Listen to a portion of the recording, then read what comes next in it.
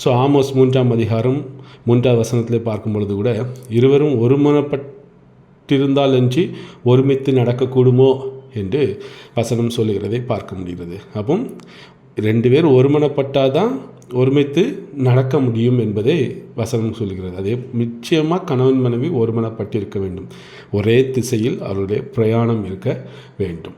So பொதுவாக கிறிஸ்துவிடம் உங்களுடைய அதே பக்தியை, அந்த ஆவிக்குரிய அந்த பக்தியை நீங்கள் பகிர்ந்து கொள்ளும் ஒருவரை தான் திருமணம் செய்வது நல்லது. நீங்கள் இருவரும் ஒரே இலக்கை நோக்கி ஒரே திசையில் பயணிக்கிறீர்கள் என்பதை நீங்கள் முதலாவது உறுதி செய்ய வேண்டும்.